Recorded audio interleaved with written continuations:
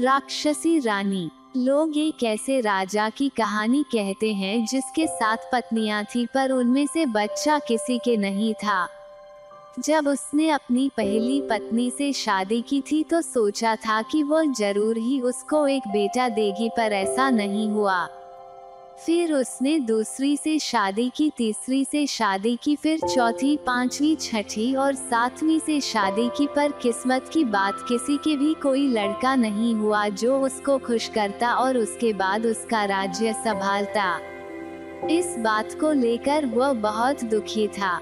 एक बार वह पास के एक जंगल से कुछ कराहता सा गुजर रहा था कि उसको बहुत सुंदर परी दिखाई दी। उसने राजा से पूछा, तुम कहाँ जा रहे हो?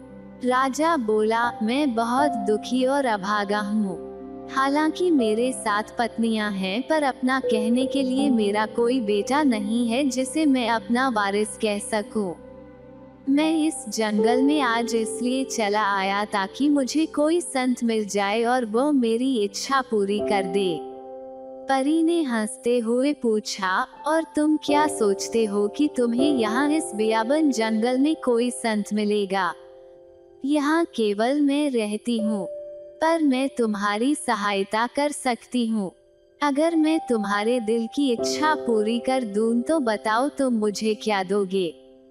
राजा बोला, तुम मुझे एक बेटा दे दो, मैं तुमको अपना आधा राज्य दे दूंगा।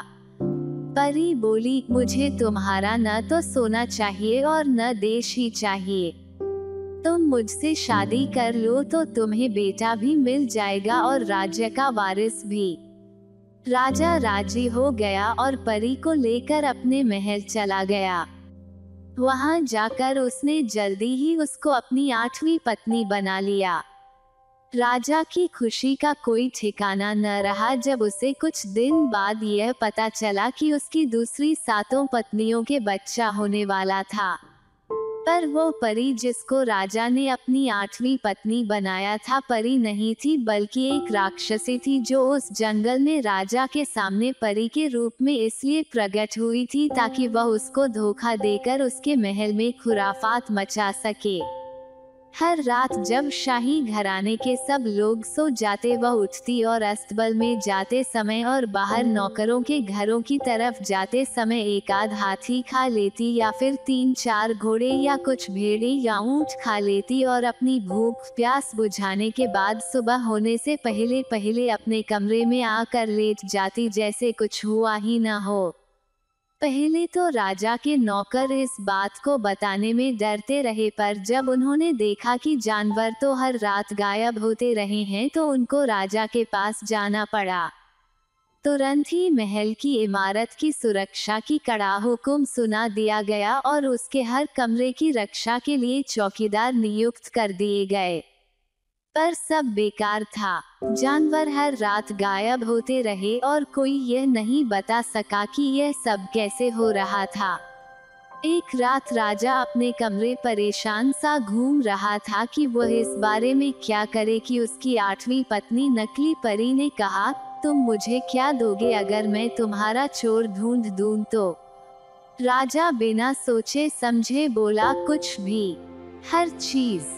परी बोली, ठीक है, तो अभी तुम जाकर सो, कल सुबह मैं तुम्हें बताऊंगी कि यह सब खुराफात किसने मचा रखी है। यह सुनकर राजा सोने चला गया और जल्दी ही गहरी नींद सो गया। उसके सोते ही उसकी नीच पत्नी उस कमरे से निकली, भेड़ों के बाड़े में गई, एक भेड़ ली, उसको मारा और उसका खून एक मिट्टी के बर्तन में भर दिया। वो खून भरा बर्तन लेकर वो वापस महल लौटी और दूसरी पत्नियों के कमरों में गई। वहां जाकर उसने वह खून उनके मुंह पर लगा दिया और उसमें से कुछ खून उनके कपड़ों पर छिड़क दिया। इसके बाद वह अपने कमरे में आकर लेट गई। राजा तभी भी गहरी नींद सो रहा था। जैसे ही सुबह हुई उसने राजा को जगाया और बोली, मैंने तुम्हारा चोर पकड़ लिया है।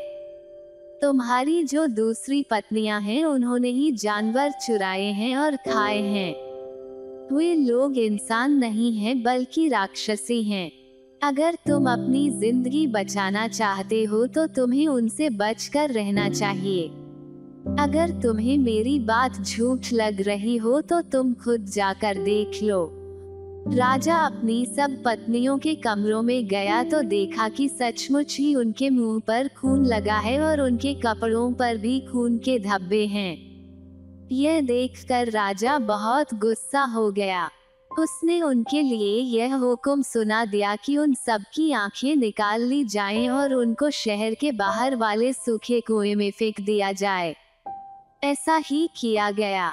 अगले दिन ही उनमें से एक रानी ने एक लड़के को जन्म दिया जिसको खाने की जगह सबने खा लिया।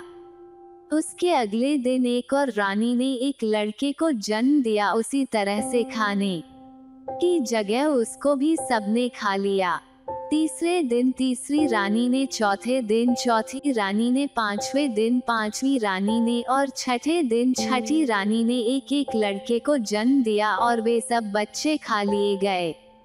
सातवीं रानी का अभी समय नहीं आया था। उसने अपने हिस्से के बच्चों के टुकड़े नहीं खाए थे बल्कि उनको संभाल कर रख लिया था जब तक उसका अपना बच्चा जन्म लेता। जब उसके बच्चे का जन्म हुआ तो उसने दूसरी रानियों से प्रार्थना की कि वे उसके बच्चे को न खाएं, बल्कि उस बच्चे के हिस्से के बदले में उसने उनके बच्चों के हिस्से जो उन्होंने उसको खाने के लिए दिए थे वे ले लें। छहों रानियां मान गईं और इस तरह उस बच्चे की भी जान बच गई और सब रानियों की जान भी बच गई। बच्चा धीरे धीरे बढ़ने लगा और बड़ा होकर वो एक ताकतवर और सुंदर लड़का बन गया।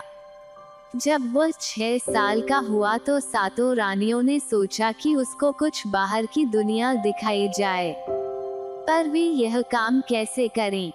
कुआं बहुत गहरा था और उसकी दीवारें बिल्कुल सीधी खड़ी थीं। आखिर उन्होंने एक तरकीब निकाल ही ली। वे एक दूसरे के कंधे पर खड़ी हो गईं। सातवीं रानी जो सबसे ऊपर खड़ी थी उसने बच्चे को उठाकर कुएं के किनारे पर बिठा दिया। कुएं से बाहर निकलते ही बच्चा महल की तरफ भाग गया। शाही रसोई घर में पहुंचकर उसने रसोइये से खाना मांगा। रसोइये ने उसको बहुत सारा खाना दिया जिसमें से कुछ उसने खाया और बाकी बचा खाना वह अपनी माँ और राजा की दूसरी रानियों के लिए ले आया। कुछ दिनों तक ऐसे ही चलता रहा कि एक दिन रसोइये ने उससे वहीं रुक जाने के लिए और राजा के लिए कुछ खाना बनाने के लिए कहा। उसने उससे कहा कि उसकी माँ मर गई है और उसको उसका अंतिम संस्कार करने जाना जरूरी था, तो आज वह उसकी जगह खाना बना दे। लड़का राजी हो गया। उसने कहा कि वह अपनी तरफ से भरसक कोशिश करेगा कि राजा के लायक खाना बना सके और रसोइया उसे खाने का काम सौंप कर चला गया। उस दिन के खाने से राजा बहुत खुश हुआ। खाना ठीक से पका हुआ था, उसमें खुशबू भी बहुत अच्छी आ रही थी और वह ठीक से परोसा गया था। शाम को रसोइया लौट आया। राजा ने उसको बुलाकर उसके खाने की बहुत तारीफ की और कहा कि आज का खाना बहुत अच्छा था और वह आगे भी वैसा ही खाना बनाया करे।